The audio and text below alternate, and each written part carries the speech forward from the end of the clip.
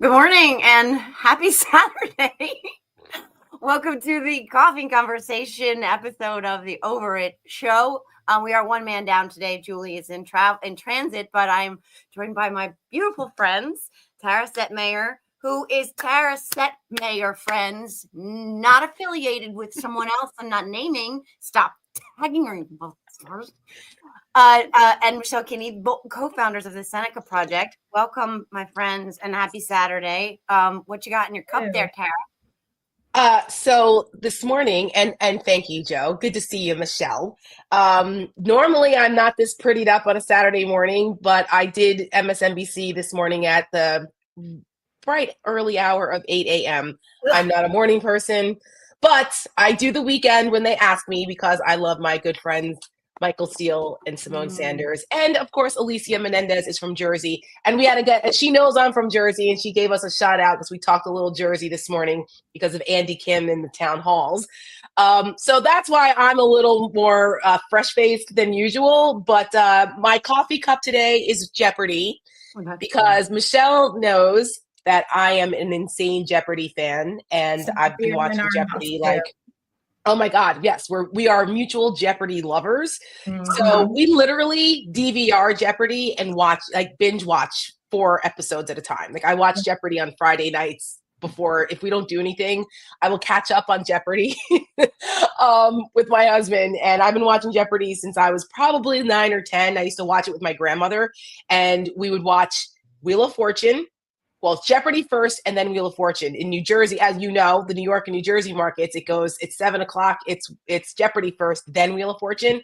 But it's the other way around down here in the DC area. So it took me years to get used to Jeopardy being on at 7:30. So my husband bought me this nifty Jeopardy cup with all kinds of cool things. I also have a Jeopardy desk calendar, and I have a Jeopardy Champions t-shirt that my husband bought for me for Christmas one year. So just a little coffee and Jeopardy this morning. I had no idea. I love Jeopardy, but I don't love it. I don't love it that much, but like I could see myself getting into it, but I love Jeopardy too. But now all I can think about is the rapists. Oh God, yes, yes. I'll take the rapist for 400. Who is that? Will Ferrell. That's yes. Although Rosie Perez, what is it, Queens, is still like one of the funniest things ever. Listen, that White Man Can't Jump movie with her and Jeopardy is hysterical. And watching it now, as I even appreciate Jeopardy more as an adult. I mean, when White Men Can't Jump, I don't know, what was that, 92, 93? I was in high school, I think, at the time. But I want to be on Celebrity Jeopardy. I want to go on. If Anna Navarro can be on Celebrity Jeopardy, I can be on Celebrity Jeopardy. Oh my God, that would be 92. You called it. It was 92. You should totally be on there. 100%. I would love it. I would like, if anyone's listening, please invite me on Celebrity Jeopardy. I would love to. My husband's always like, you should be on here. I'm like, yeah, you're right. Yeah. My husband always wants to do the sports Jeopardy. He wants to try out for when they do sports Jeopardy because he's very, very good at that. But same in our house. We have Hulu Live here, so we'll record it and watch it because my husband usually works very late and he gets home from the office at like 8 o'clock. So we miss it and watch it later. Yeah. So, yeah. Listen, this is what we do. I am approaching that age now. I'm wearing my vintage 1975 50 years of being awesome shirt today because I don't know, I'm feeling awesome. And and I'm like, thank you. I'm like, Jeopardy is a thing. This is a thing. Binge watching Jeopardy is a thing, and we love it. I love trivia of all kinds. Yeah. So my dream, okay, I'm going to put this out there. No, there's, somebody's going to steal it. But my dream is to have like a weekly trivia show online where a couple of people like meet in person. Like say it's the 4 of us with Julie, and when we meet in person and we play the trivia in person somewhere in New York or whatever. And then we live stream it and the person runs the trivia so people at home can join and play along and like keep score. Like if anyone knows of a way to facilitate that online where like we can have celebrities come in or we sit and have some drinks and we talk a little bit of politics while we're playing trivia. I love trivia. We have several breweries here in my town and one of them does trivia every week. And I mean, oh my God, it's so fun. The place gets packed. I love Pub trivia is awesome. It's like a whole thing. We used to do it in Washington, D.C. when I worked on the Hill. It was a thing. And Michelle, wasn't one of our editors does pub trivia or something, doesn't he? Alex, he hosts pub trivia like in Brooklyn and the Lower East Side. It's like that's another thing he does. And well, let's go. Let's do it. We'd go. That actually would be really fun. And Alex would love that too. And because anything's better than pub trivia in my neighborhood, because I live near Columbia University. Oh my God. It is like, I'm a stupid person. I don't know. Oh my God. Yeah, but some of the pop culture stuff, like we have all that. You also, by the way, pop culture stuff, I'm good, but the rest of it, I'm like, come on, sports. I can't. You both know more sports than most chicks I know. Let's be real. Like you guys, you do. I mean, Syracuse basketball, but like anything beyond that, I was like, I didn't know who Travis Kelce was until Taylor Swift was stating him. Yeah, Michelle doesn't know shit about football. That's all me. Fair. That's all me. Okay. Yeah. I'm old school. Like I know the stuff that when I really paid attention, like Dexter Manley stuff. Like, who played for that? Oh like, my gosh, that kind of stuff. Like I was paying deep linebacker for the Washington Redskins. I decided for a hot second because my dad and my brother were Giants fans and my sisters were Jets fans. That I was like, I'm going to find my own path and I'm going to pick a team that is neither of those two. And I was like, the Redskins. And I put a poster of Dexter Manley on my wall. And everybody said, why are you a Redskins fan? I was like, because I like them. And they were pretty good. That is very on brand for you, Joe. That is so on brand that you'd be like, oh, no, I'm doing my own thing. But you've come around, thank God. I think that, you're back to the Giants where you belong. Oh, 100%. I mean, it's not exactly the happiest place to be in the world right now. We know that, Tara. But we're still being a Rangers fan ain't easy either. I mean, a New York Rangers fan, not easy. Yes. Being a Yankees fan, not easy. Listen, it hasn't not been now. Yankees fan in a minute. At least they made the playoffs last year. I mean, I'll give them that. But Who? Wait, what did you say? God. The Yankees. Oh God. I mean, I'm going to opening day. It's going to be freaking 21 degrees outside. Oh my God. That's hit or miss. I love how in the chat that we're not the only Jeopardy nerds here. People are talking and someone said political Jeopardy would be off the charts. Tara versus Scott Jennings on all things Trump. Oh my God. We should have Don't talk about January 6th. He'll lose his mind. Oh. Yo, did you guys see that? Did you see?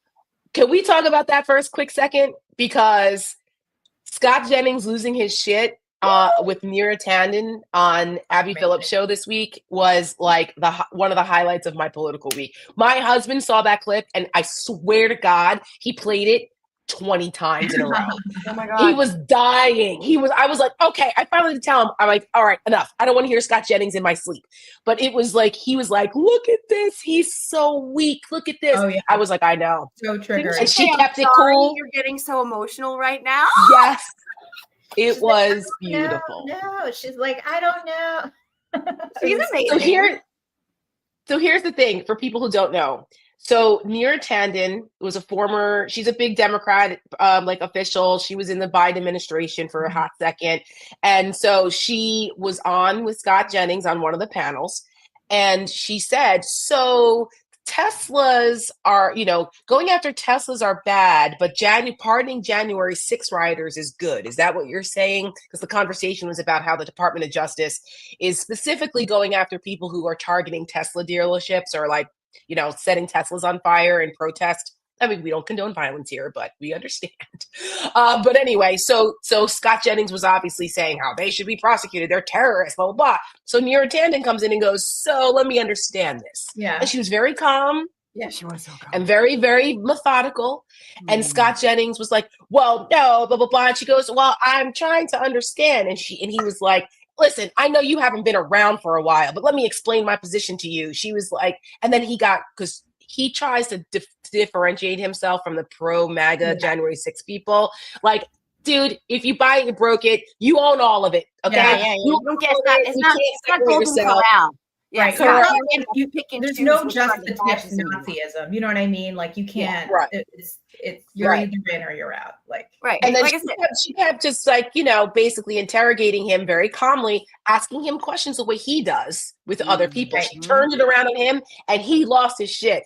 well, no, I'm going to tell you my position, blah, blah. And like, I was like, woo. And then he said, I'm so sorry you're such a condescending person.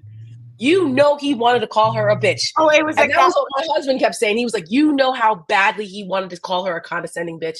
And I was like, I wish he would have. I wish he would have. I'd be curious to see how CNN handled it. Well, because we saw how they handled what happened to me last weekend. Do you want to talk about that? I mean, that's up to can. you. Good, that's up to you. Well, you know how I feel about it. I want to blast it, but I'm with you, Michelle. I am 100% with you.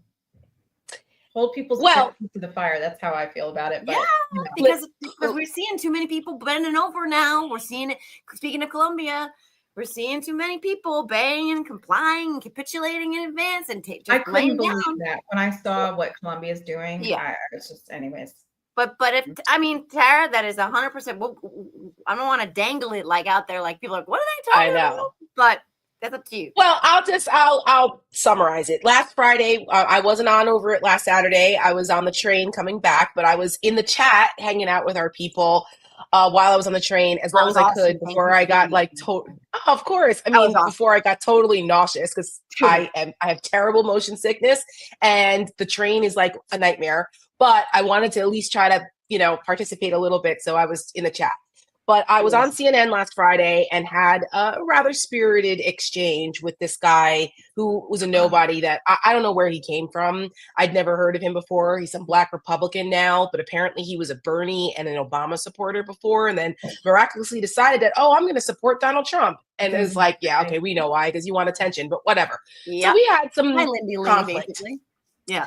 Yeah. And then he decided to go on Twitter on Saturday and say some crazy shit and started to called me a wild banshee, said that I was unhinged and batshit crazy. And all of this on a Twitter feed because Mediaite or Raw Story, a couple of the websites picked up our exchange because I was arguing that Trump's speech at the Department of Justice last week was insane and it was out of bounds and that we should not be okay with this. And he was arguing that, well, it's just a typical speech from Trump. And I'm like, it shouldn't be. We shouldn't accept that. And that was the argument.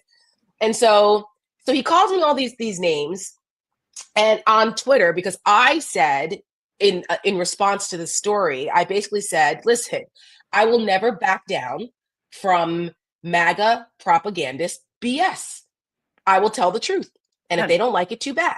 And I was like, the show format often, because the headline was like CNN panel gets told stop yelling or something. I don't know. It's because we got yelled at by Abby because we were cross talking, but the guy was actually the aggressor here. And I was not going to let him shout me down.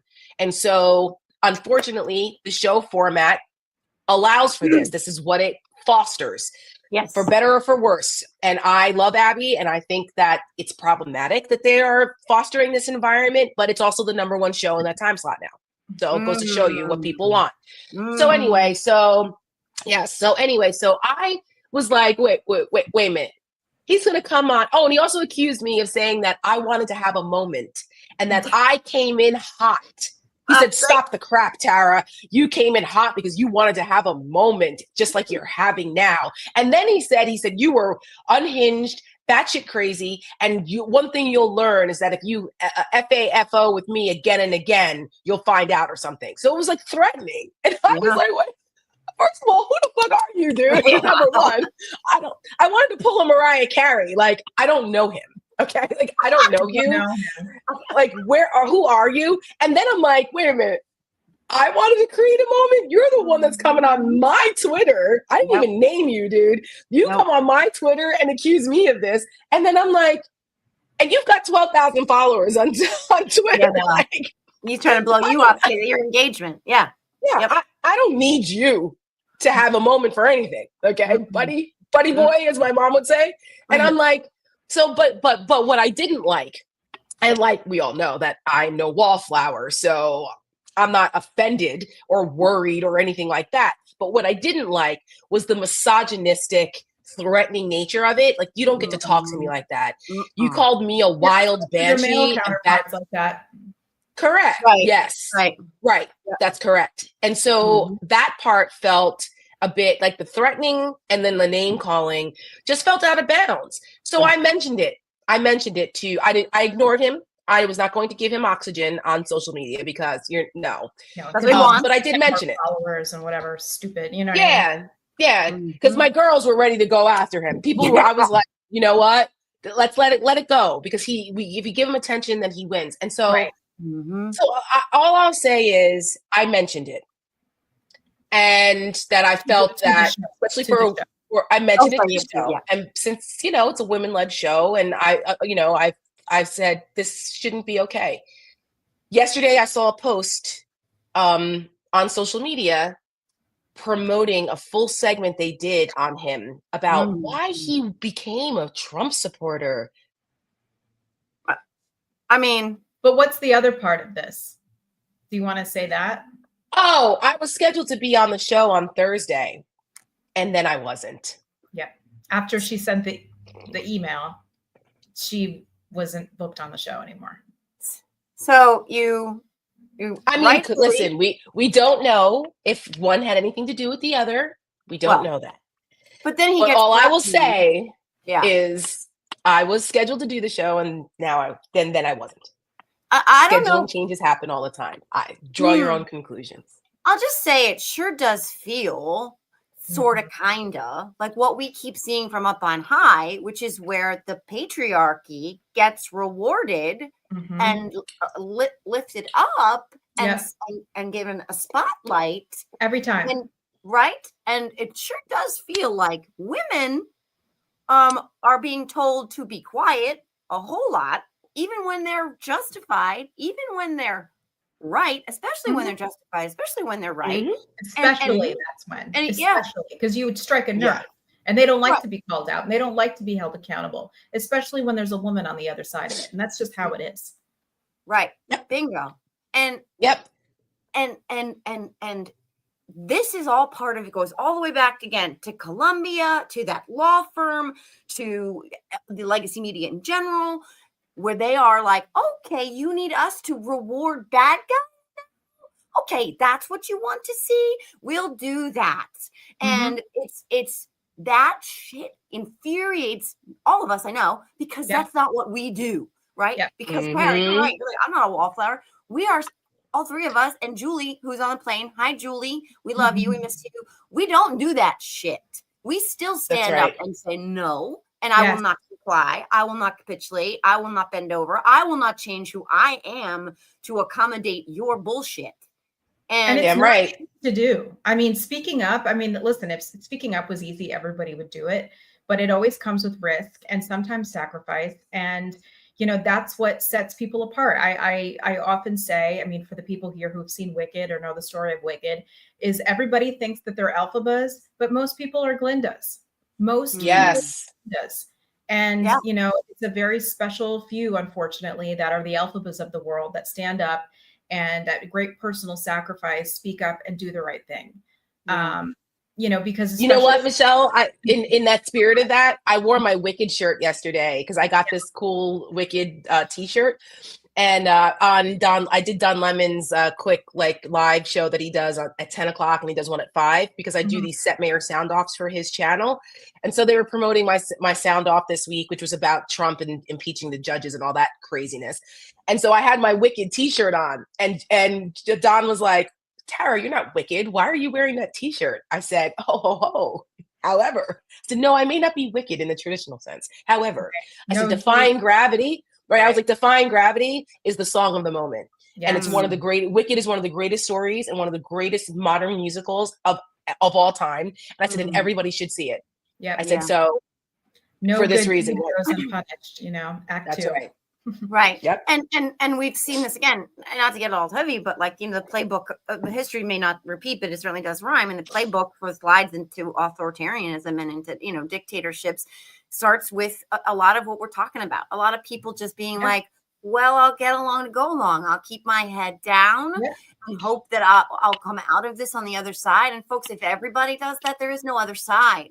That's so like, I'm like, I get it. Columbia's like, we need to continue to exist in 4 years. Y'all, we need to get through the 4 years. And the way we get through the 4 years is by standing up and trying to work together, band together, instead of resist and instead of just rolling over. And like, I know we talked about this. I feel like we did, but again, the Senate Dems, a handful of Senate Dems. Don't even get me started. I talked to 2 different congressmen yesterday, both of all but Golden, all of the Democrats in the House voted against the CR, right? And then they sent it over to the Senate side for the Senate side to roll the fuck over. And this is again part and parcel of all of this. It's like, we need to get through these 4 years, and we're not going to get there by letting them roll over us. Joe, I just brought this up this morning on MSNBC, and my good friend Simone Sanders, she used to work for Bernie Sanders, so I had some thoughts about the Bernie and AOC rallies where I was like, I'm glad to see the enthusiasm. I wish it weren't Bernie. I'm like, for all the reasons. People freak out. I'm like, I know people are going to freak out because they love Bernie Sanders, and that's great. But you are a very specific niche. Yeah. And Bernie Sanders has a certain branding. And when he's the one that's out there filling this void, this is a problem. Yeah. And I said, I was like, listen, I'm glad AOC is at least with him because it bridges the gap, right? Yeah.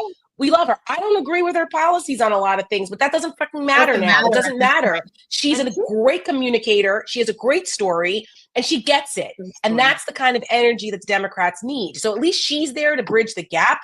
Yeah. But I was like, when you have Chuck Schumer cutting the knees out from the Democrats who are finally rallying and unifying behind something and starting to fight back, I was like, that's not how you mount an opposition. And then people were like, people already in the comments were like, stop going after Schumer. If the government had shut down, then the courts wouldn't have been. I said, stop it. I said, let me tell you something right now. First of all, Donald Trump doesn't give a shit about the courts or the court orders. They're going to do this shit anyway. Yep. They're going to do it anyway.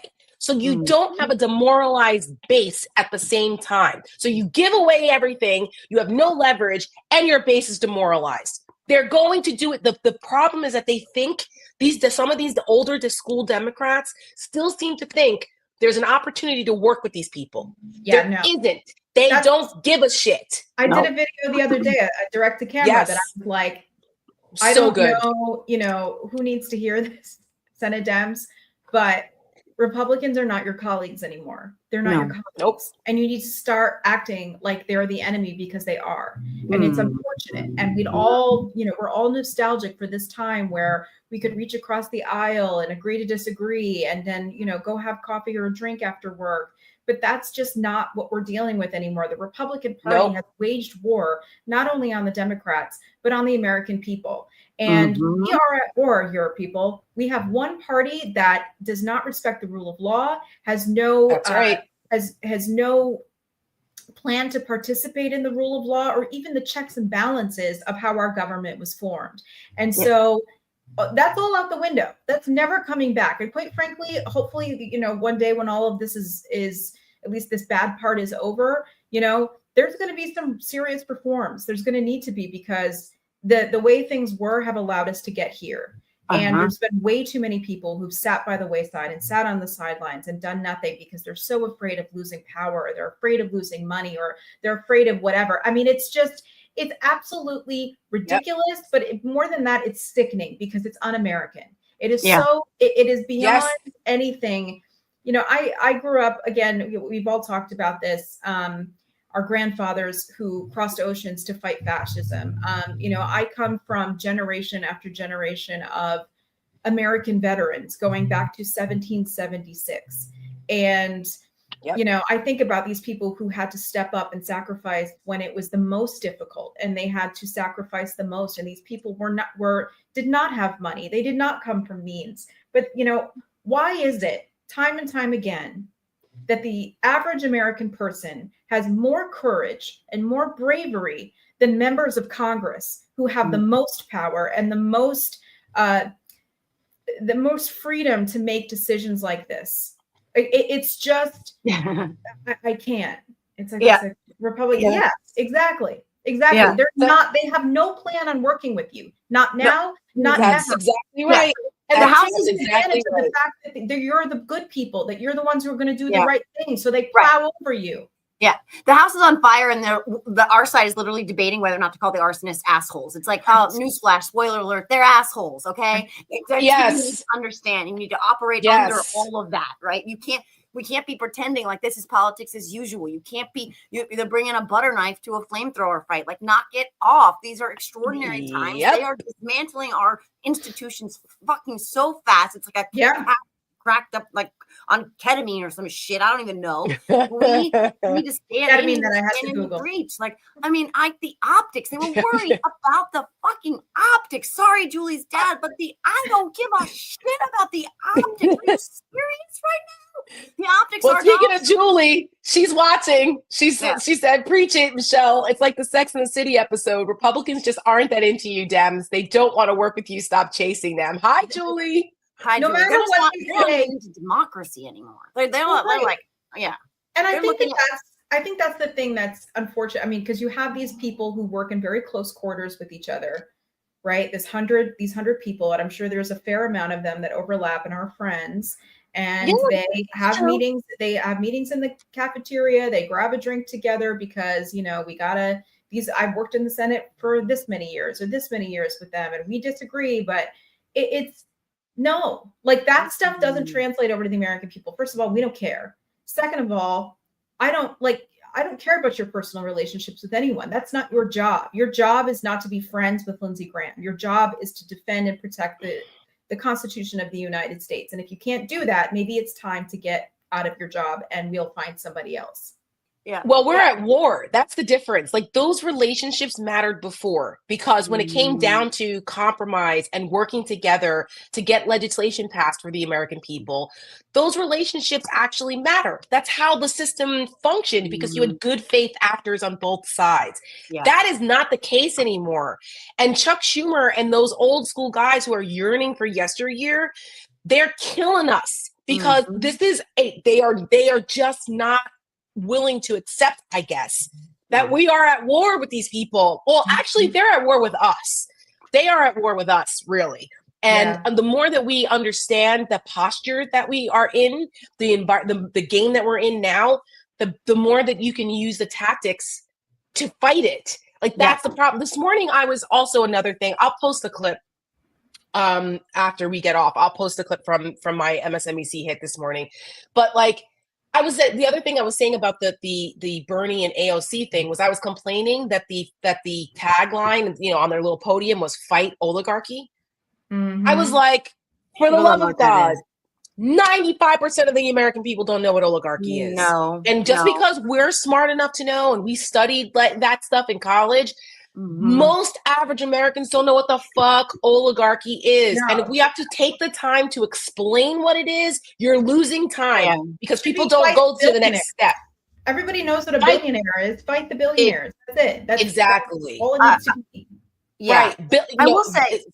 Sorry, and then so some people, and the other thing too I was saying about that was that it was twofold. It was like, okay, simplify the message, stop it. I get it that we know what oligarchies are. Most people don't in America. Right. I'm sorry, but like over 50% of the American people can't name all three branches of government.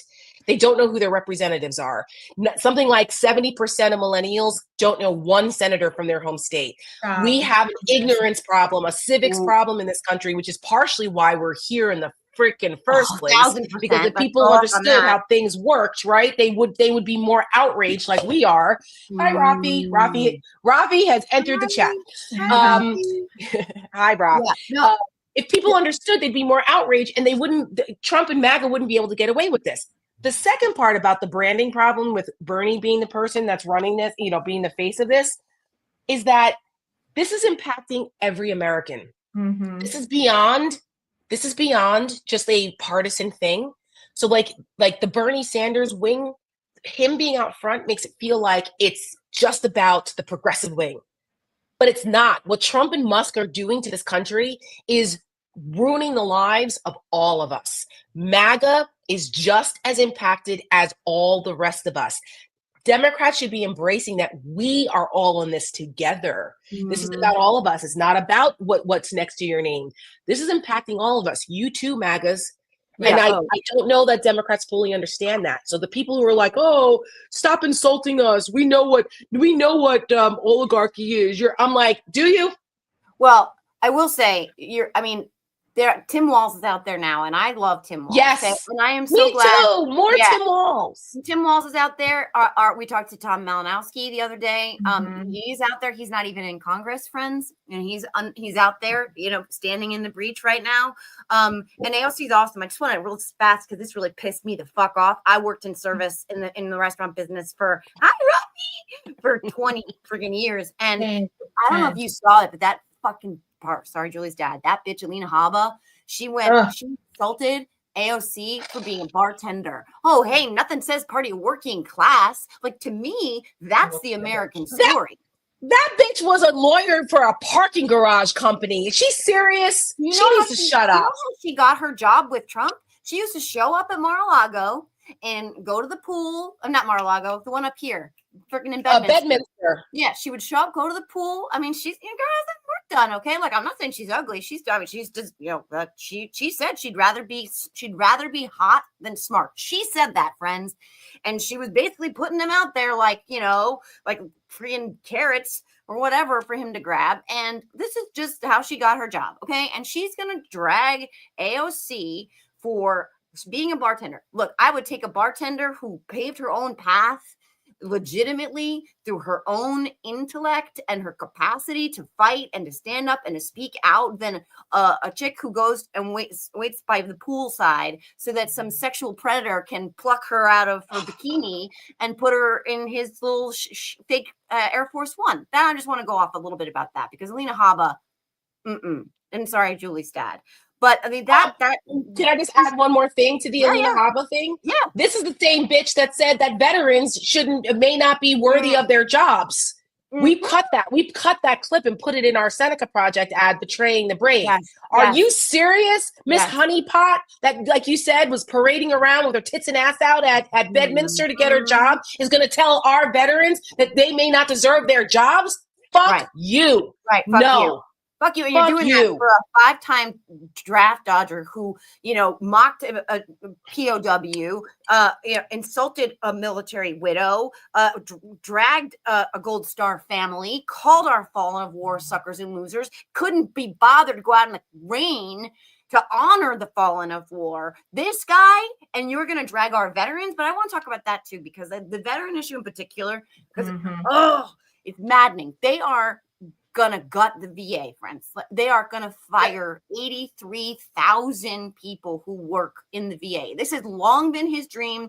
I interviewed Miles Taylor years ago where he said he was trying to do that back in his first term, and there were grown-ups in the room like John Kelly who said, no, you can't do that. And so he didn't, but the grown-ups in the room are gone and none of these people care. And I know we talk about this a lot, but that is not a partisan issue. Like, you guys stand up and fight for our veterans. They've already gutted their suicide hotline funding and all of that. And we're seeing this happen in real time. And this is not a Republican or Democrat issue. These are our veterans. They sacrificed for us. We owe them more than that. I don't care what letter's next to your name. That's correct. 100%. And I know people are mad at us because we get on Democrats' asses and say, go after Republicans. These are fastballs down the middle of messaging opportunities for Democrats to embrace. Yeah. They should be out there with this righteous anger defending our veterans. And because it's not like they're not, it's coffee, conversation, and cat butt. We've got our cat butt. They should be out here with that same passion doing this. There are veteran members of Congress who are Democrats that should be saying to their fellow Republican veterans that are members of Congress, saying, will you stand with us on behalf of our veterans? Because this is not about party. This is about patriotism. And you explain to me how it's patriotic that we are cutting the services, cutting the jobs, and destroying the livelihoods of our veterans. Well, put it on them. Exactly. And here's the thing. Support for our veterans used to be something that was non-controversial.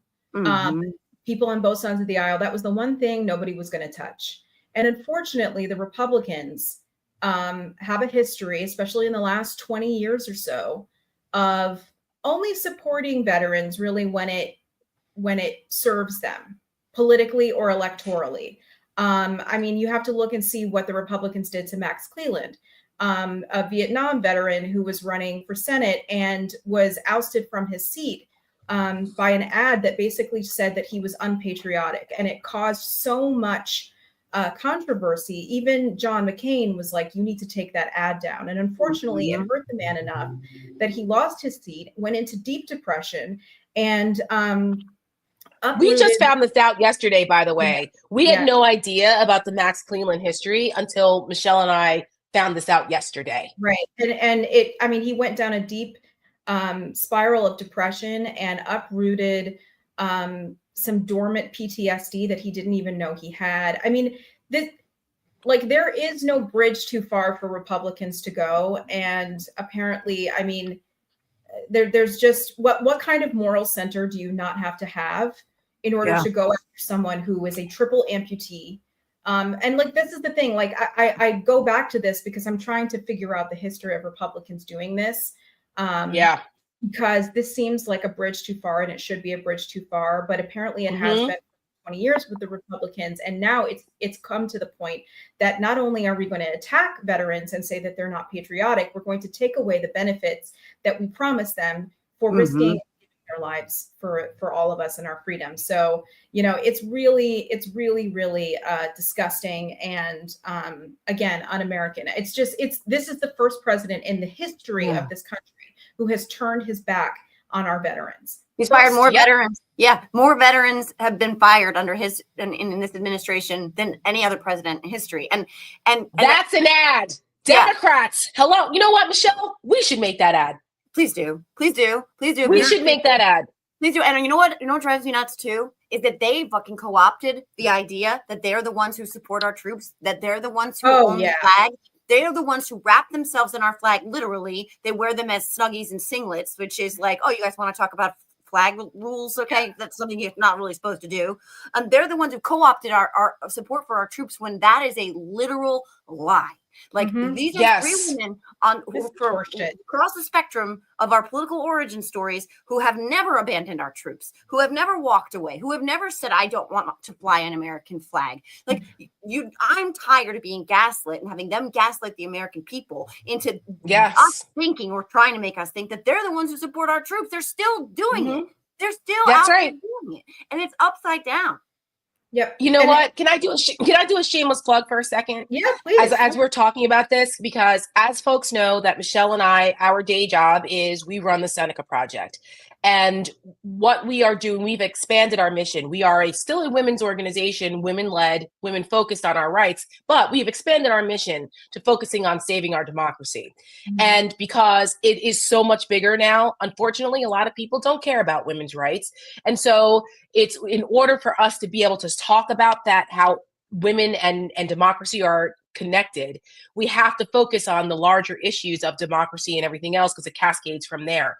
And if you guys want to help us make those ads, because we have these ideas all the time, we are a donation-based organization, and we cannot function without the support of the grassroots. So if you guys want to help us make more ads and help us get those ads placed so that Trump and Republicans and even Democrats can see them, please support us. Yes. I'll put a link and make sure that a link is in our chat to, support us. We know that, times are tough and not everybody can do that. But if you have the financial means to support us, please do. And if you don't, please support and share our content to spread the word, because that's the only way we can do this.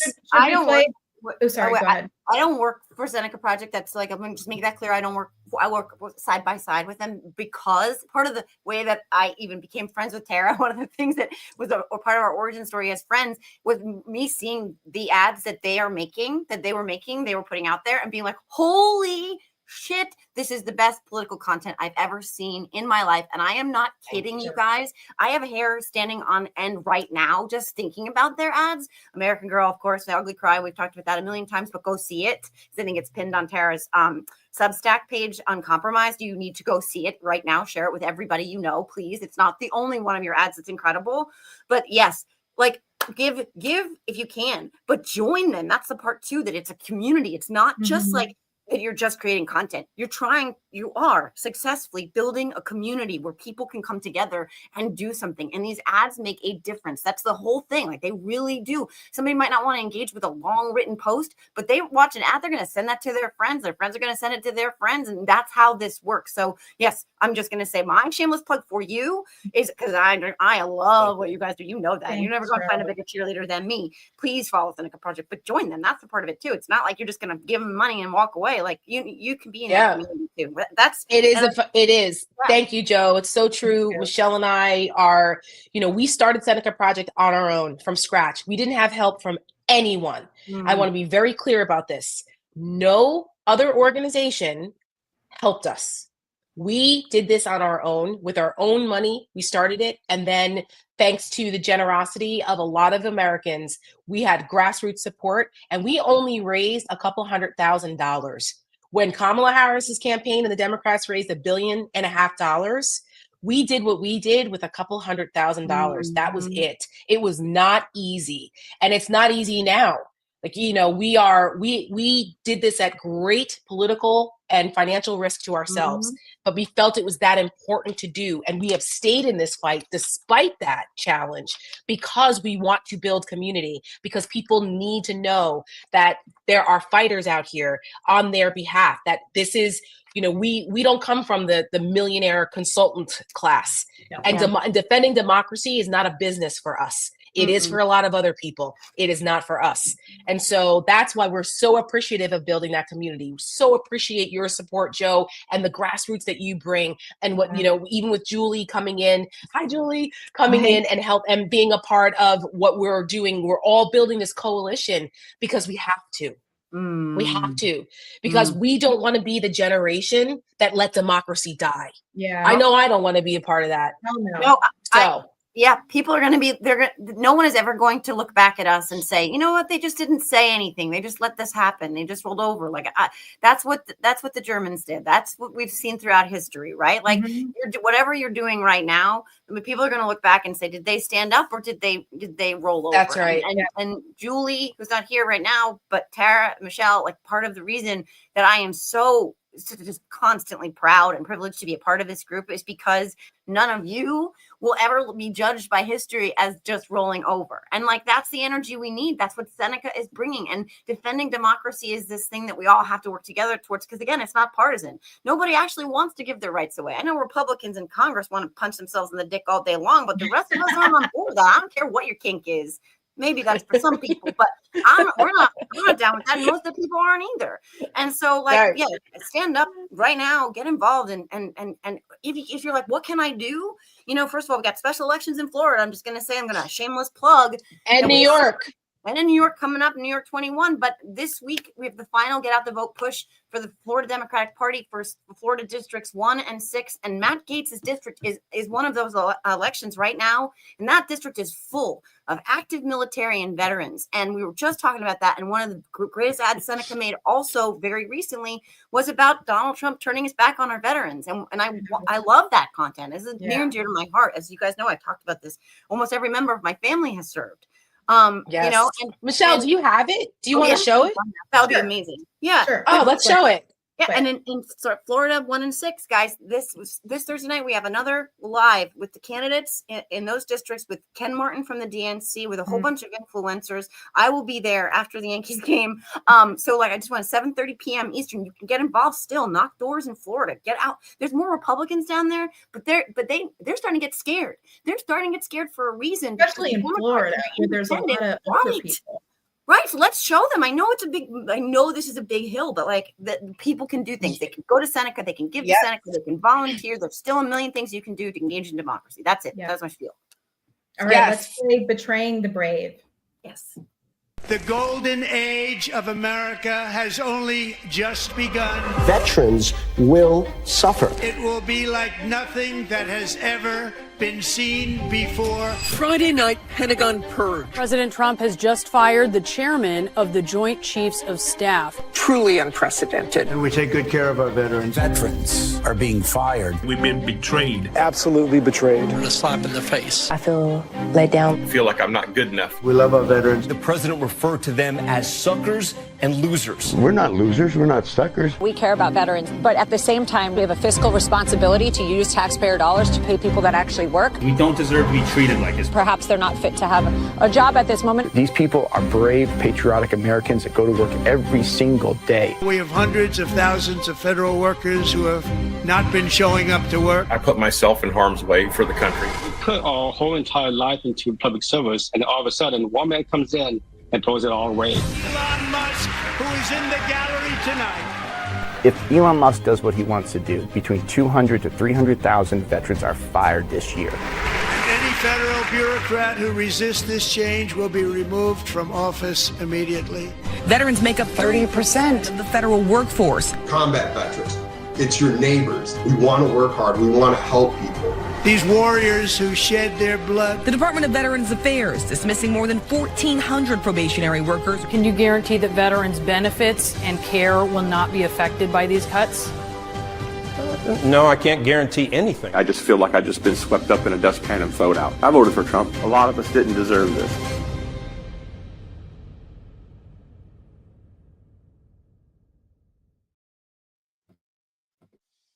We're very proud of that ad, and we would love to play it. Listen, we would love to play it. We can shrink it down to a 60-second, but we would love to play that in districts that have military bases down at Mar-a-Lago, because where Donald Trump and his fat ass is out on the golf course while veterans are losing their jobs and their livelihoods and their benefits, and their families are being ruined because of what Elon Musk and Donald Trump are doing, both people who never served and no one in their family ever served, except for Fred Trump, who was Mary Trump's father, who was treated as an outcast in that family. Yeah. So, we would love to, but we have to raise the money to do it. So if folks want to, we got to help us. The Florida, why is it to celebrate? So the Pensacola, what district is that? Is that 6? That's one. I think that's Florida 1 and Florida so 6. A lot of military there. Yeah. Oh, yeah. Huge. It's where the Blue Angels are based. Right. Yeah, and then New York 21 has the 10th Mountain Division as well. So, yeah. Which is one of the most. That's right. First of all, Fort Drum. Yeah. That ad is incredible, guys. Like, this is what I'm talking about. Thank you. Friends. This is what I'm talking about. Nobody does it like that. Nobody does it like that because you know what? I'll tell you what the difference is. Your passion, your belief, your integrity, the origin of why. The why you're doing this, which is a lot of people don't have. A lot of people that like Tara said earlier, a lot of people are in this for the wrong reasons. A lot of people are doing this to get themselves ahead, to make themselves money. A lot of people are doing whatever that's why they'll flip and all the other shit. But that is not what is happening with Tara and Michelle. That is so indicative on the screen. It's just I want to give credit because Michelle is our chief creative officer. This is Michelle's wheelhouse. I mean, I help a little bit and we do it collaboratively, but this is Michelle's wheelhouse. She was, she's an award-winning creative director and she has brought that talent and skill to Seneca. That's why we are such a great team, because with her talents in that area and my political experience, and we've combined forces with that, and people feel that. They feel the authenticity of what we're doing. And we're just grateful for that. And we really honestly didn't think this was going to turn into like a rah-rah Seneca thing. But I'm going to do the last final shameless plug, because I saw a bunch of folks in the chat ask if Seneca has merch. Yes, we do. I'll have that put in the chat too. But like one of ours is our Do Not Obey in Advance sweatshirt. Talking about that. We have t-shirts that say that too. We also have other Seneca cool stuff. We're cat ladies, so we have cat lady merch over there. So we do have lots of Seneca stuff. And when you buy it, our signature colors of being purple and gold, which are the colors of the suffragist movement. We have all kinds of stuff over there. So please go check that out. Can I make a request for merch? Can I put in a shameless? Yes. Can we make a Gulf of Mexico t-shirt, like just something that says Gulf of Mexico, and then when it was established, when it was called the Gulf of Mexico. I love that. Yeah, right. It's actually pretty funny. Somebody else was saying that we should do T-shirts that say "misinformed." Oh, I love it. I love it. And I like that. It's great. I just want to say, like, this is one of my, obviously, it's a big issue for me. I don't want to beat this to death, but Donald Trump hates our military. Yes. For lots of reasons, right? But number one, this is what other thing, because they represent something, everything. They embody everything he is not. They're held to a higher moral standard. They cannot just do whatever they want. There is systems in place, rules in place. He can't follow any of those. He wants to be able to do whatever he wants. That's why he's up Putin's ass so much. Kim Jong-un, Erdogan, and every other bad actor in the world. The military embodies everything he thinks of as weakness, and that's antithetical to who we are as Americans, and that is why we're seeing this precipitous slide downward. These attacks on the fabric of who we are. That's why the military is such a focus of his ire. And like, again, I just want to make a plea to people, like, open your eyes, please pay attention to what is happening, because the things you hold most dear and take most for granted, sometimes they are being stripped away from you, and no one cares. You're seeing it in red district town halls all over. Your representatives are running away from you right now because they're still scared of you. We are still going to have a midterm. I swear on all that I value in the world, we will make sure that we have a midterm, and that is when people can use their voices, because we have to stand up, because everything is being stripped away from us, and our veteran community is it actually encapsulates all of it right now, because that shows us exactly what they're doing and what Donald Trump wants to do to our country. That's it. Again, another soapbox for me. Sorry. No, please. No. Don't from your soapbox, Joe. This is what we love about you. I mean, again, like, it's, there's the reason we're all here. It's not. That's right. You give a shit. I mean, that's why I got into politics, however many years ago now it has been, 6 years ago. I was like, I'm going to drop everything in my life and I'm going to turn my life upside down to try to make sure that Donald Trump never wins again. Oh, yeah. And then he didn't, and then he did. Oh, cool.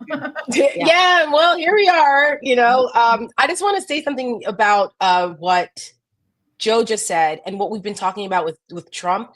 So there's a guy that I started following a couple years ago on Twitter named Nick Carmody. And if you're not following him, you should. He is a PhD and a JD in psych. He has a JD, so he's a lawyer, and then he got a PhD in psychology. And he is an incredible analyst on kind of the psychology behind Trump and MAGA. And what attracted me to his feed years ago, and it made sense to me, was trying to understand what is with the cult aspect of Trump and MAGA. And he likened it to the dopamine rush that you get from drugs. Yes. He's like, it's an addiction. This is an addiction.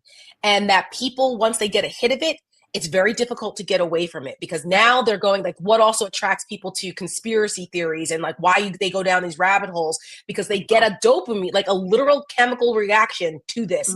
And people who may have never been listened to before, or like they were on the outskirts and they found someone now who's giving them that hit. And I was like, wow, it was fascinating. So I started reading him, and I follow him all the time. He still posts things, and he posted something recently, I think like in the last day or two, about Trump being a pathological people pleaser, and that he punishes people he can't please.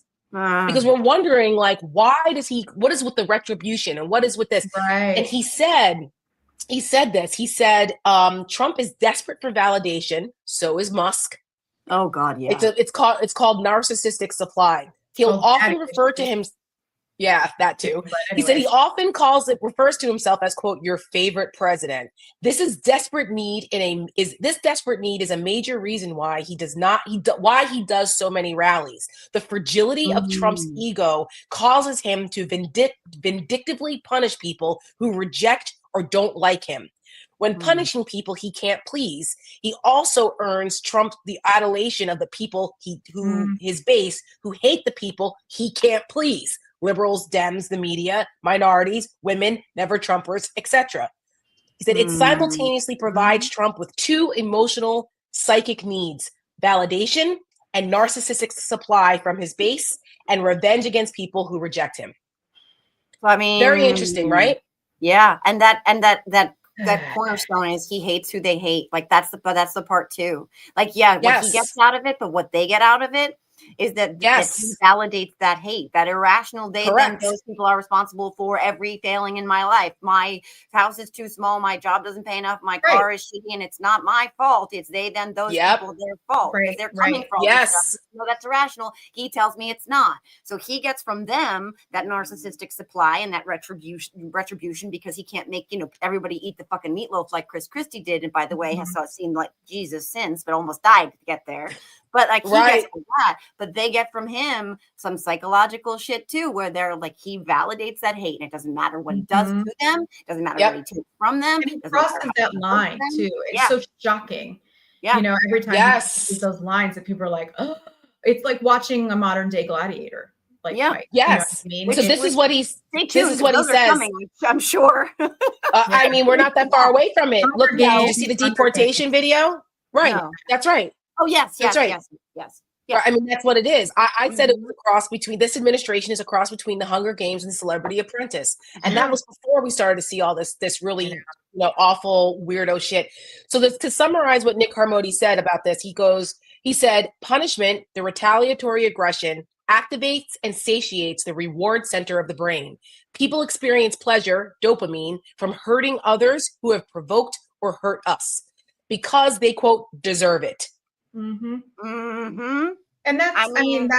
that's another reason why Republicans have been so crafty about the conspiracies with pedophilia and sex and human sex trafficking, like all those conspiracy theories saying that like Democrats eat babies and stuff. Like it's so nuts. But like again, it creates a permission structure for the crazies to endanger the lives of the people that they hate or the opposition based on these egregious crimes of humanity, because you're like, oh, well, of course I don't like a pedophile. Of course I don't like someone who harms children. But again, it creates this permission structure for these people to hate a group of people based on a lie, obviously.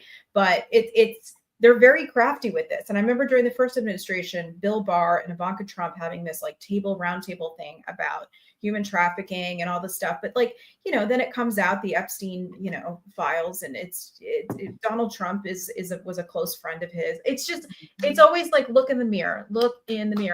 Every accusation is a confession every time over and over again. And the gaslight, but they're doing that while they're also normalizing and legitimizing and platforming and praising and rewarding really bad behavior, which is that we started this whole conversation today. It was like watching them who do bad things get rewarded for bad things. I mean, Pete Hegseth, the guy that boxer from the MMA was there the other day. Another one. Oh my God. Conor McGregor. Right. Another one. Donald Trump.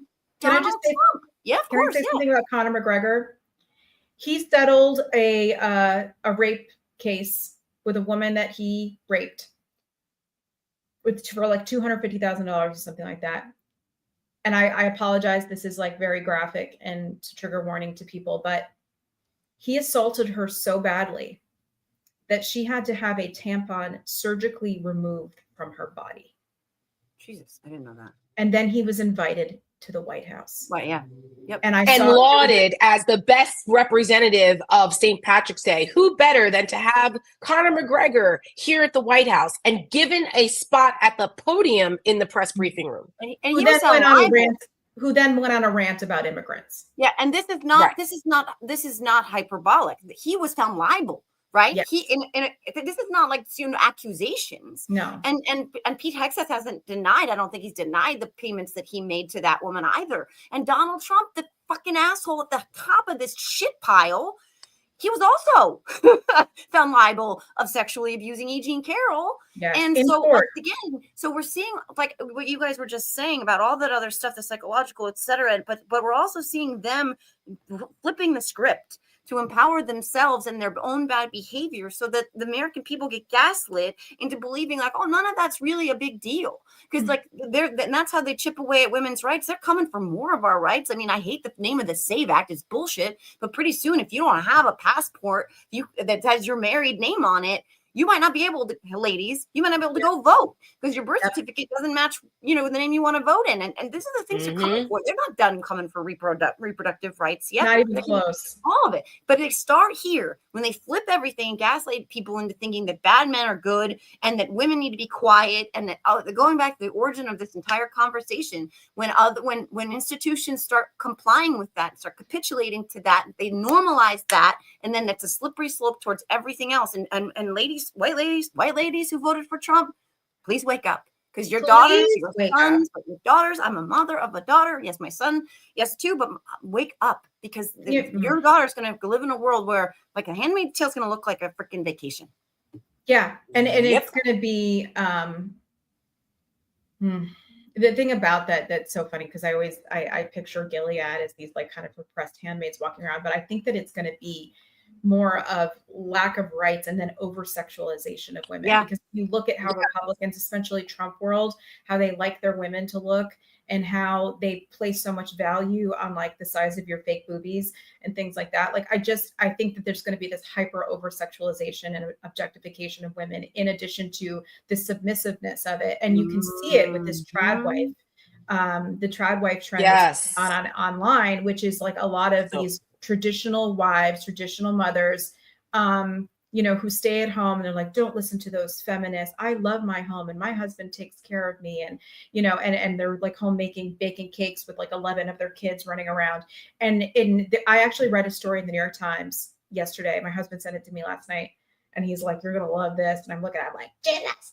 And there's this new, I forget what's her name. I don't know. Evie. Oh, is it called Evie or something? Evie, the magazine. It's a conservative women's magazine. They're saying it's like cosmopolitan magazine for conservatives, and they have these fashion covers with some famous people on it. I think Tim Tebow's wife was on one of them or something, and all the little, you know, headlines seem kind of, you know, like non-controversial and stuff, but then you open it up and it's all about, you know, taking your body off of birth control. And it's like the same woman who owns this magazine also owns a period tracking app, which has been invested by Peter Thiel, who hates women. And he's really the alpha to Elon Musk's beta. And it's the same company, this company called 28, which is a period tracking app. They also sell supplements to detoxify your body after coming off of birth control. Like, it is so sinister and well-funded, guys. Like, this is where I'm like, I say this often, don't have a lack of imagination, because they're using tech on top of this. They're using technology to infiltrate a theocracy and a patriarchy. They're all working together for their own, you know, means to an end. And, you know, it's like, this stuff's really happening. It really, really is. And it's infuriating. I think it's important to repeat that Peter Thiel is financing a period tracking app. Yeah. A gay man. Why? Why? Yeah. Right. And those period trackers, they are the gateway to you being pulled over and them asking you, you know, what's going on with, you know, your reproductive status. And they're a gateway to a lot of fucked up shit that, again, we think Gilead is us being histrionic, right? And us being like, oh, you know, that's silly. Don't be so silly. No. And I love what you said, Michelle, about using technology to pave the way towards, you know, theocracy and patriarchy. And that is absolutely right. And Bill Burr, not giving him much credit, he is very funny, but like, I know he gets his own criticism, but he's like, it's the dorks. Is it really the dorks though? The guys they couldn't Revenge of the Nerds, but like a horror movie, you know? Seriously. It wasn't the jocks. It was the fucking nerds. Right. The jocks are just like, you know, they just buy into it. And that's another thing. Mark Maron, WTF podcast. I never know how to say his last name. Anyways, comedian, and he has written extensively about how upset he is with the comedy circuit and how so much of this like fascist, women hating, gay hating, trans hating language is coming out of the comedy world from a lot of men right now too. And he's like, what the hell? Like, we're supposed to be the ones we're supposed to be the ones, you know, and have historically been the ones who are satirists and are speaking truth to power and coming out and like getting arrested. I mean, it's, you know, we've come a long way from that to, you know, what's his face, Dave Chappelle and all these other guys. And Joe Rogan. Joe Rogan was a stand-up comedian. I don't think he was a very good one, but you know, here we are. Did you see someone in the chat said that Joe Rogan is his nephew? What? Yeah, I saw the comment come up. Someone in the chat said that I don't say this often, but Joe Rogan is my nephew, and I never thought that he would have such an impact on our elections. Wow. Yeah. I mean, it's crazy how pervasive his influence, how infiltrated into the fabric of our society, particularly men, right? And young men in our country. Like, it is really shocking. I mean, I remember him on Fear Factor. That's how I remembered him. Yeah. Right. Yeah. Now I watch UFC. I mean, we're UFC fans in our household. I think mixed martial arts is cool, but a lot of these guys are assholes. And like Dana White, I would never pay for any of these things. You're not getting a dime of my money ever. Yeah. And so, and it's gotten worse what's happening. I mean, you saw that the Tate brothers were being welcomed by Dana White. Dana White. Can I just talk about this really quick? Okay. Because I posted, so the AP put out a photo. Okay. It was the Associated Press, took a photo of Andrew Tate smiling at a woman, and she has a crown on her head because it's Miss America. Okay. So here's the thing. I competed in the Miss America program like over 20 something years ago. It was a long time ago. It's super embarrassing. I wasn't particularly good at it. I won a couple. It's fine. So, but our National Press Secretary, Mallory Hagan, is a former Miss America. Okay. That's actually how I met her. I judged her in a local pageant many years ago. She's like legit a former Miss America. Yeah. She's Miss Mallory America, Hagan. She's awesome. Incredible. Or something. So anyways, Miss America for many, many years was a nonprofit scholarship organization that provided money for women to go to college and further their education. And between that and the talent is what drew me to the organization, because I was like, I can get money for school and I get to sing, and like, that's cool. But since then, in the last few years, because the organization was about to go bankrupt, they had to then go private, and they have become a for-profit company. And the woman who has taken over the Miss America company now is super MAGA. Okay. Like a super MAGA woman. Oh, I didn't know that. Okay. So this current Miss America, who's from Alabama, nothing against her personally. I don't know her. I've never met her. Okay. But they have been booking her. They booked her at the inauguration. They put her in a green Make America Healthy Again dress at the inauguration. You can look it up. They booked her at an event at Mar-a-Lago a few weeks ago. Okay. And then I saw this picture of her with Andrew Tate. So I posted on my Instagram that I couldn't believe.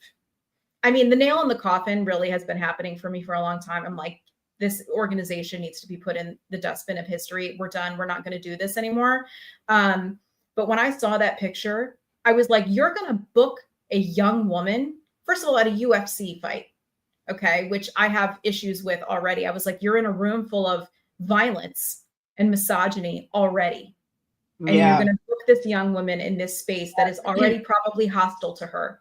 And then in addition to that, Andrew Tate and his brother being welcomed with open arms. Now, Andrew Tate is, again, rape, human trafficking is wanted by governments outside of the United States. And Donald Trump negotiated his entrance back into the United States. He has since left and gone back to Romania because Ron DeSantis told him to get out of Florida, which is a whole other thing.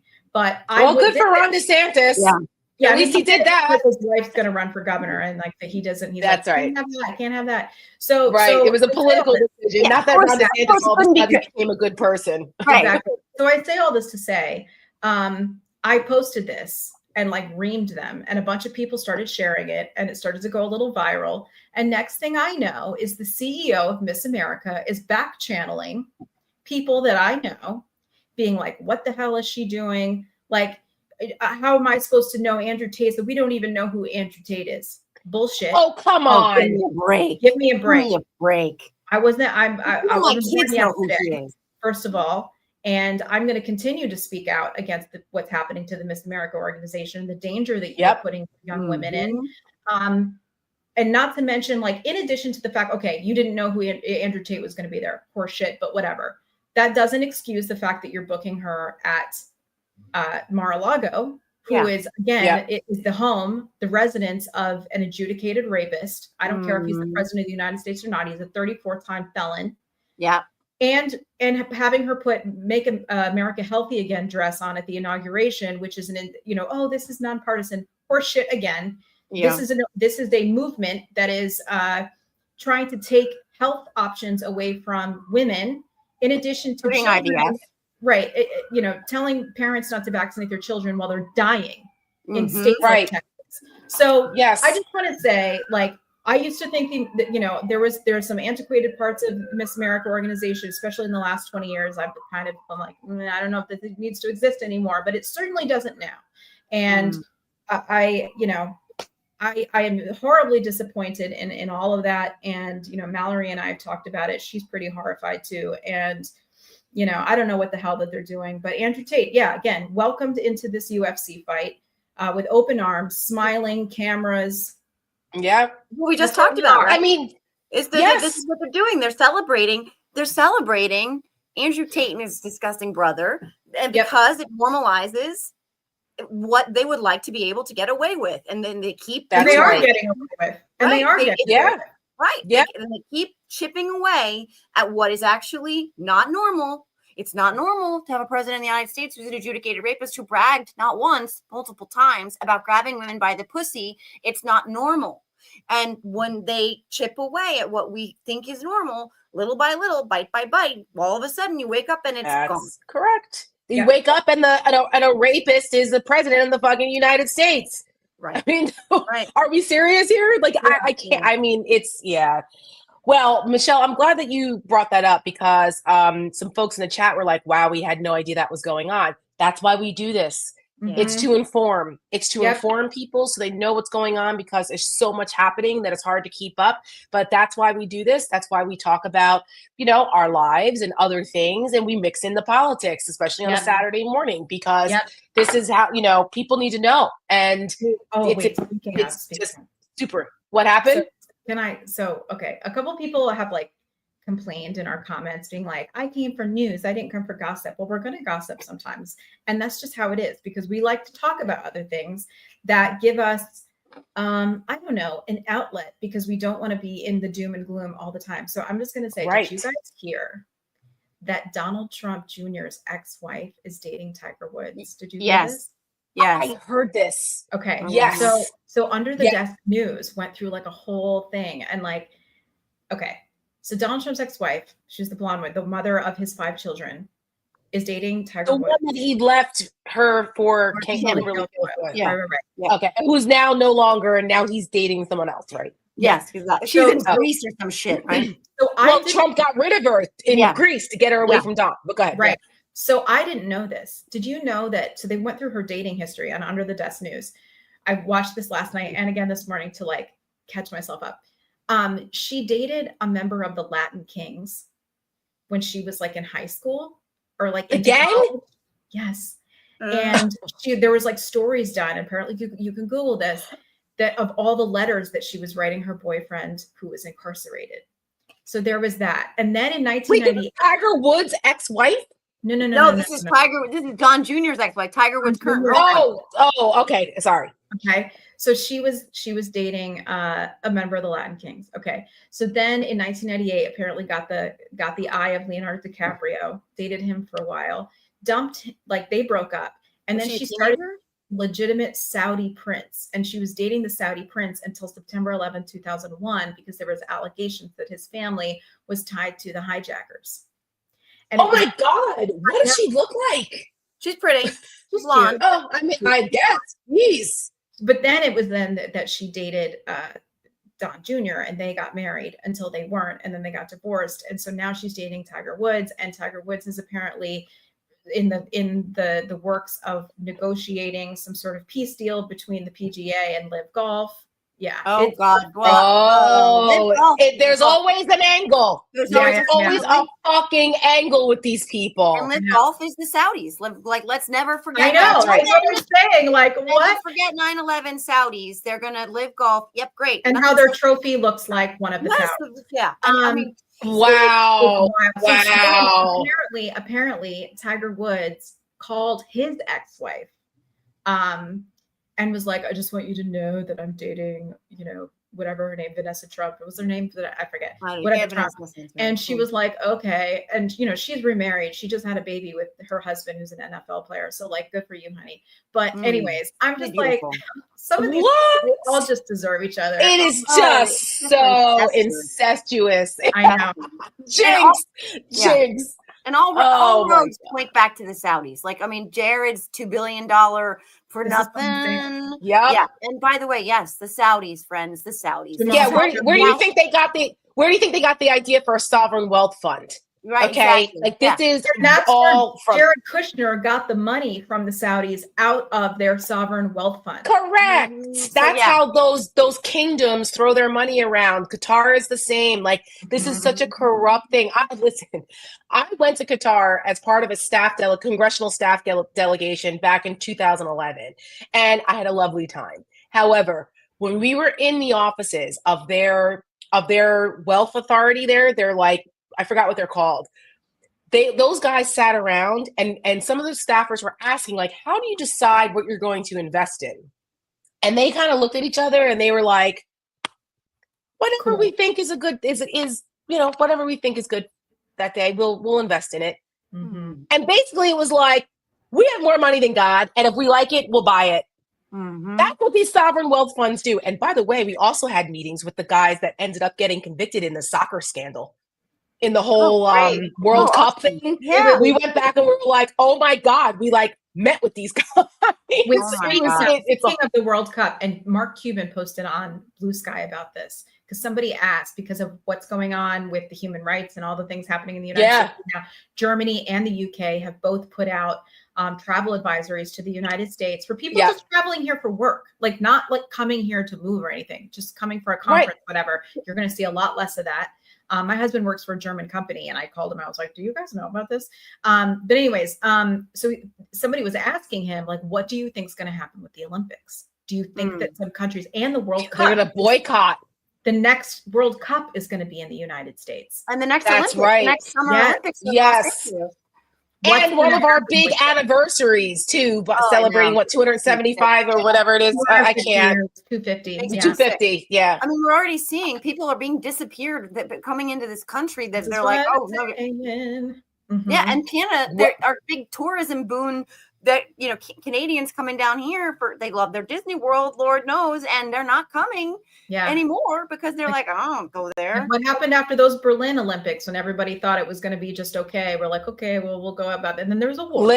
So listen, Ruth Ben-Ghiat, who is on our board, our advisory board at Seneca, wrote the book Strong Men. I saw somebody in the comments say that she's reading her book right now. Everyone, please read that book. It's amazing. We should get her on.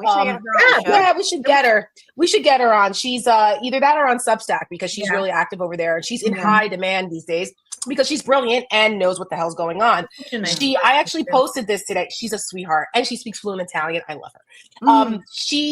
She posted today, and I reposted this. Speaking of travel and the problem with this, she said, hold on, where is it?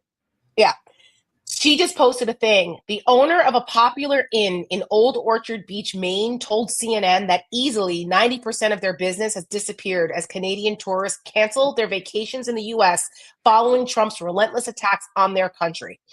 This is the cascading effect of this is ridiculous. Also, you guys saw that they detained this French researcher who was coming to the U.S. because they seized his computer, his phones, because he had some anti-Trump conversations with his friends. And it wasn't even about like politics. It was about anti-Trump science policy. Like that's what he was critical of, is the science, which is legit policy. Right. Legit. The guy who told people to shoot bleach up their ass for COVID. Okay. Like, sorry, if I'm a French researcher, I'm going to have some things to say critical about you.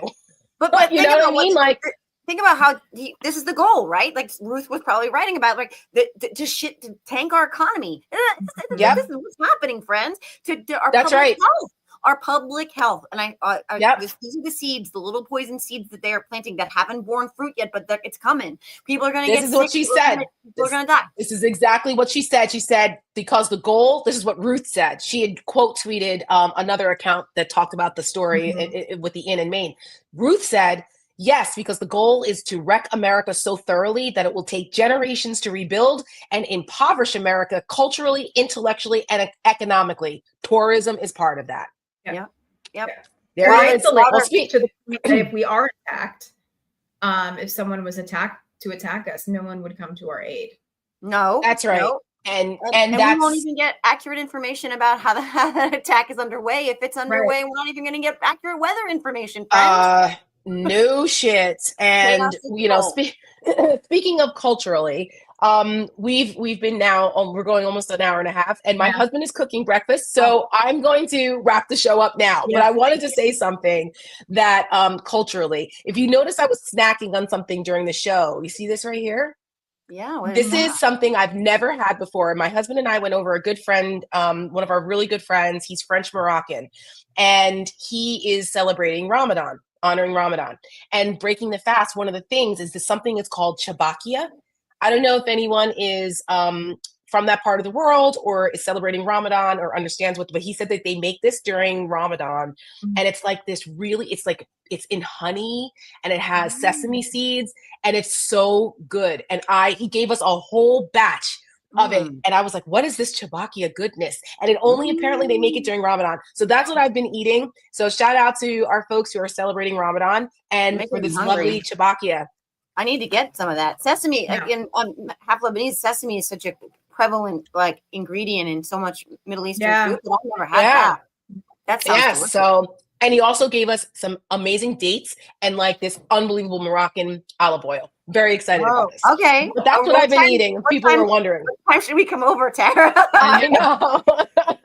I know. I was like, I love food from that part of the world. So anywho, so that's what's happening. I want people to buy this book. Go buy this book. This is the tell-all whistleblower memoir from a former a policy director, diplomat type woman who worked for Meta, Facebook for 7 years. And she filed a whistleblower complaint with the federal government last year, very quietly, and then wrote a book with no PR or any promotion at all. The book just came out and Facebook is freaking out. They don't want you to read this. I am almost done with the book. I'm going to tell you right now, it is scathing to them. It makes it's I can't put it down. It's so well written. She's very funny. It's on New York Times bestseller list now, because the more they tell people not to read it, the more people are going to buy it. So if you go buy this, not an Amazon, go find another bookshop and order this book. I promise you won't regret it. So I'm getting that. And then my shameless plug again, this Thursday, the 27th, 7:30 p.m. Eastern is the final push for the Get Out the Vote for the Florida special elections. We're going to do that live. I'm going to tweet about it, post about it, be on Blue Sky. I'm going to have it in my own Substack. I don't live in Florida. I live in America. This matters. And it actually really could. When we one of these seats to stop them, the worst of what they're doing, two of them, we can block them. If we get New York too, I know this is an uphill battle, but we can flip the House and we can have Speaker Hakeem Jeffries. And you have no idea how much power there is. If we have the House, we get committees, we get subpoena power, we get the ability to impeach. We get control of so many mechanisms, so many levers of power. And so that's why this is near and dear to my heart and something I'm fighting really hard for. And Tara and Michelle and Julie have been helping, and they are fighting for this too. Michelle knows a lot about New York 21. I'm learning from her. So that's this Thursday, 7:30 p.m. With the Florida Democratic Party and both candidates. That's my shameless plug. Again, look for those posts all over my stuff. Yes. Love it. And just really fast, Michelle, do you want to explain to people why you say not through Amazon? Because some folks in the comments are like, why not through Amazon? So don't buy through Amazon because Jeff Bezos owns Amazon, and he's one of the oligarchs that is part of this process and dismantling of American government and democracy. Jeff Bezos was one of the first ones. If you remember before the election, he also owns the Washington Post. He is turning the Washington Post into an arm of propaganda for the Trump administration. He's a very bad guy, and he owns Amazon. And I personally I'm basically not ordering anything from Amazon anymore. It's the last so thing I hard. think will be, I know the last thing I think for me will be canceling Amazon Prime Video, because there's shows and stuff that I watch on there, and I'm like, I know. But I, you know, there's a couple, you know, local bookshops in my neighborhood that I get books from. You can go to bookshop.org, I think, or bookshop.com or something. There's other places to buy books. It's like all we do is feed into the Amazon machine if we continue to order things from Amazon. So support local bookshops. Amazon has eaten up the bookshop industry, or like the book industry in the United States, especially. And that's how Amazon started, was as a bookstore. And they put Barnes and Noble and Borders and all those places out of business. So anyways, don't support oligarchs. Don't shop on Amazon if you can. So support your local bookshops if you can. It's small businesses. Oh yeah, they asked share the book at Careless People. Yes. I am getting that. I'm getting that. Yeah. Yeah, I said I was going to grab it because I'm traveling soon, and that would be a good book to take. You won't be able to put it down, I promise you. It's and I'm not like I have a lot of books and I skim a lot of books. I have ADD, and so I have a really hard time getting through them, but I have not been able to put this down. I haven't. It's great. Okay. Yeah, that's good. Yeah, I'm glad that way too. That's good. All right. So on that note, thank you, everyone. We've gotten through all of our coffee conversation. We got a little cat butt, and that is a happy Saturday, I would say, for us. So we will see you guys. We'll play us out with American You're going to play us out? With American Girl, awesome. For the end of, we have 9 more days of Women's History Month. So we're going to play that on our way out. Thank you. All right, Thanks, guys. Thanks, everybody. Have a good weekend.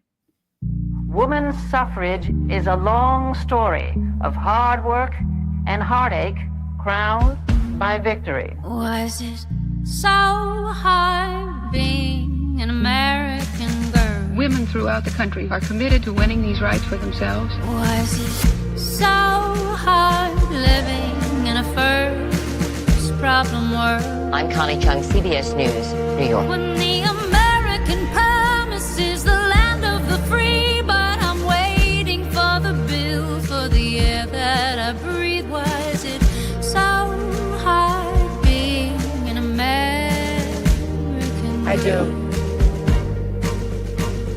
I pray that we all remember our children are watching. Every heart beats true for the red, white, and blue. Tell me, girls, what are we gonna do? Every heart beats true for the red, white, and blue. Tell me, girls, what are we gonna do? Every heart slows to war the free and American girls. What are we gonna do?